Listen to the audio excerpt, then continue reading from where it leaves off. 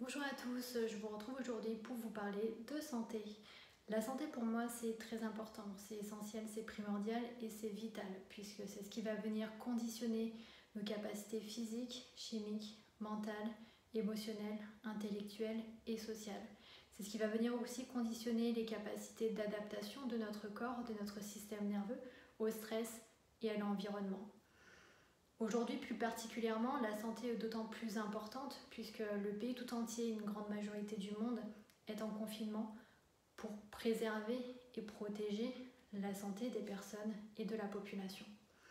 Malheureusement, on a tendance à s'intéresser à sa santé que quand on perd sa santé, quand on commence à la perdre, quand on commence à avoir des gènes, des tensions, des douleurs, des symptômes quels qu'ils soient, des pathologies, des maladies qui sont en train de s'installer progressivement dans notre corps. Pour comprendre la santé, ce qui va être important de comprendre, c'est comment fonctionnent et comment s'installent en fait ces douleurs.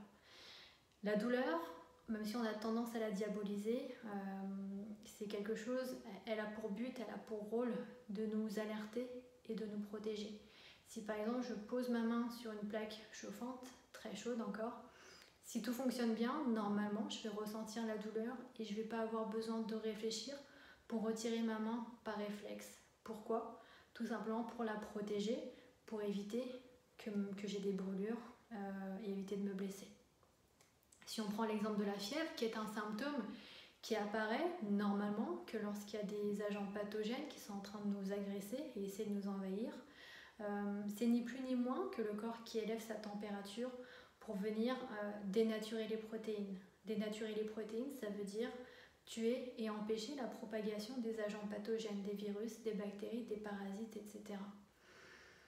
Mais ce qui va être important de faire quand on a de la fièvre, c'est quand même de la surveiller, puisqu'à partir de 41-42 degrés, elle va aussi dénaturer nos protéines à nous, donc elle va venir être dangereuse pour nous et être potentiellement mortelle pour nous. Ce qui va peut-être aussi vous intéresser un petit peu plus, ce sont ces douleurs qui commencent à s'installer, ces douleurs qui commencent à devenir chroniques ou ces lésions. J'en ai parlé déjà dans une précédente vidéo.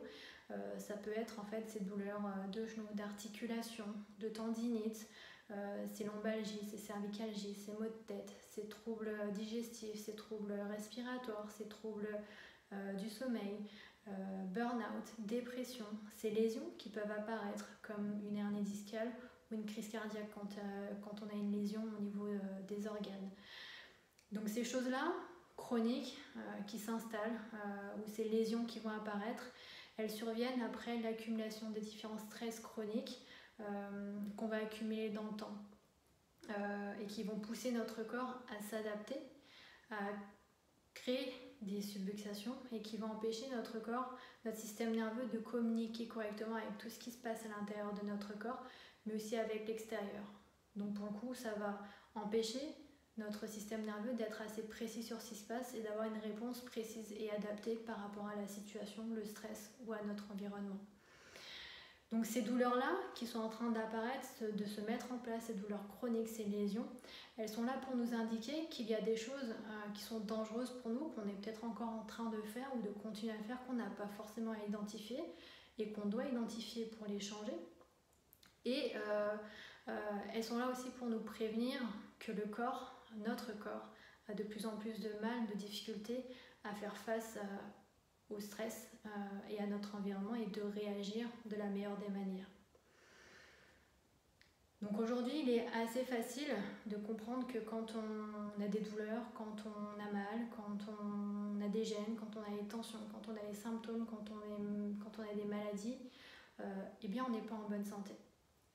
Mais la santé, qu'est-ce que c'est ?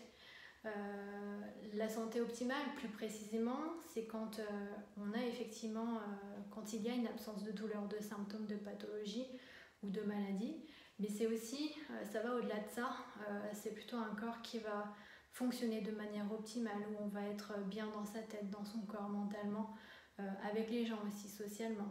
C'est un corps qui va être capable de s'adapter continuellement et parfaitement, ou de la meilleure des façons possibles, au stress et à l'environnement. Donc ça va être un petit peu plus difficile à comprendre cette partie de la santé optimale puisque c'est des choses qui vont être plus subtiles qui parfois on n'est même pas capable de ressentir et parfois qui sont même invisibles. Donc quand on a pas mal, quand on n'a pas de symptômes, comment est-ce qu'on fait pour savoir si on est en bonne santé ? Il n'y a pas vraiment de choses qui peuvent vraiment venir mesurer la bonne santé. Nous, au cabinet, ce qu'on fait, c'est qu'on vient regarder la posture, l'évolution de la posture. C'est un bon indicateur aussi de la santé. Et on vient regarder aussi les réponses du système nerveux. Plus elles sont bonnes, plus la communication au niveau du système nerveux est bonne et plus le système nerveux peut répondre correctement aux différents stress et à l'environnement, donc plus il peut s'adapter correctement. Donc comment est-ce qu'on sait, comment est-ce qu'on peut savoir au quotidien qu'on est en bonne santé quand on a pas mal ? Eh bien, ça va être comment notre corps va réagir au quotidien et surtout comment notre corps va réagir quand il va être sollicité de manière un peu plus inhabituelle. Par exemple, quand on est malade, est-ce qu'on tombe souvent malade ? Est-ce que ça a tendance à durer ? Quand une femme va tomber enceinte, est-ce qu'elle va avoir des douleurs pendant la grossesse ou est-ce qu'il va y avoir des complications pendant la grossesse ou pendant l'accouchement ou après l'accouchement parce que peut-être que le travail en amont n'aura pas été fait correctement sur la colonne vertébrale et sur le bassin, donc le corps aura du mal à s'adapter ou à répondre correctement pendant cette phase inhabituelle de grossesse. Est-ce que si vous avez un bon sommeil, vous êtes plutôt fatigué ou en pleine forme ? Est-ce que vous êtes limité dans certains mouvements ou dans certaines activités alors qu'avant vous ne l'étiez pas ? Est-ce que votre vie a du sens ? Est-ce que vous avez assez d'énergie pour soutenir les différents projets que vous avez dans votre vie ? Est-ce que vous avez tendance à vous cogner l'orteil ou cogner le coude dans l'encadrement de la porte, par exemple, parce que votre corps, votre système nerveux a du mal à analyser ce qui se passe dans l'environnement et à avoir une réponse appropriée. Ce sont toutes ces petites choses-là qui vont nous dire si oui ou non notre corps est capable de réagir correctement. Comment est-ce que vous réagissez dans une situation de stress, dans une situation de crise aussi, comme par exemple aujourd'hui quand on est en confinement. Est-ce que vous avez tendance à rester dans votre mode de survie où vous êtes stressé, angoissé, où vous avez peur, ou est-ce que vous avez eu pas mal de facilité à sortir de ce mode de survie-là pour revenir progressivement vers des choses qui vous redonnent de l'énergie ou sur des choses qui ont du contrôle et retrouver de la paix ou de la sérénité. C'est toutes ces choses-là qui peuvent nous indiquer que notre corps a des réponses plus ou moins adaptées et qui arrive à s'adapter à nos stress et à l'environnement. Donc nous, à notre cabinet, on travaille dans le temps et dans la durée avec nos patients, puisque la plupart des personnes viennent quand elles ont commencé à perdre leur santé, ou quand il y a eu des douleurs qui commencent à s'installer, des douleurs chroniques, ou qu'il y a déjà eu plein de choses qui se sont passées dans le corps. Par exemple, la plupart des patients vont avoir du mal à faire le rapport, le lien entre une douleur de genou et tout ce qui s'est passé avant. D'accord ? Donc souvent quand on va regarder les antécédents et l'anamnèse avec nos patients, on va voir qu'en fait ça fait déjà des mois et très souvent même des années qu'ils avaient déjà mal dans le bas du dos, au niveau lombaire, qu'il y avait déjà eu des cervicalgies, des maux de tête, qu'il y a eu des tendinites. Et puis quand on regarde les antécédents également, il y a eu pas mal de chutes, il y a eu pas mal de traumatismes, qu'il y a eu des opérations, qu'il y a eu parfois même du stress au travail, burn-out. Donc il y a eu plein de choses et encore, on a parfois oublié des choses. Des fois on n'a pas envie de mentionner certaines choses également parce que voilà, parce qu'on n'a pas envie.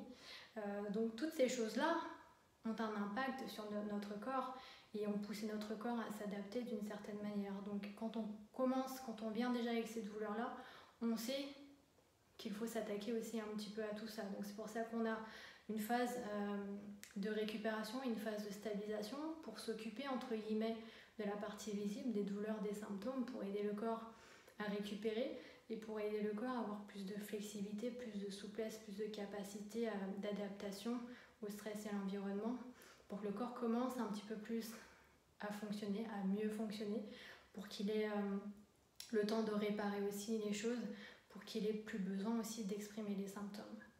Et on a une phase de prévention qui, elle, en fait, vient après la phase de récupération et la phase de stabilisation pour justement venir entretenir ce travail-là et venir faire tous ces petits ajustements pour continuer d'aider le corps à mieux communiquer avec son environnement et avec son extérieur et intérieur pour qu'il puisse avoir la meilleure réponse possible au stress et à l'environnement et pour tendre vers une santé optimale. Donc le travail est complètement différent si vous voulez qu'on s'occupe simplement de vos douleurs, de vos symptômes, ou alors si vous voulez qu'on s'occupe à travailler et à tendre vers une santé optimale. On sait que ça prend du temps, je vous ai déjà parlé du principe de temps, et la chiropraxie, la guérison, le rythme de notre corps, ça prend du temps. Ça ne fait pas exception à ce principe de temps dont je vous ai déjà parlé. Donc je vous invite à réfléchir sur votre santé, ce que vous voulez pour votre santé à la sortie de ce confinement. Pour moi, la santé, c'est ce qu'il y a de plus important, puisque si on mise sur sa santé, on mise aussi sur son avenir, on mise aussi sur ses capacités physiques, ses capacités aussi de réaction face à la maladie, face aux infections. On mise aussi sur ses capacités intellectuelles, on est un peu plus proche aussi de sa créativité. Donc on va venir améliorer plein de choses et on va être dans une autre dynamique avec des patients qui vont être plus à l'écoute d'eux-mêmes et qui vont réussir à mieux se comprendre et mieux aussi évoluer dans leur vie. Donc voilà pour moi pour cette vidéo, j'espère qu'elle vous aura plu et qu'elle vous aura apporté plein d'informations. Je vous retrouve pour ma part lundi prochain et je vous laisse cette semaine mercredi avec Mélisande et ce vendredi avec Elodie. À bientôt!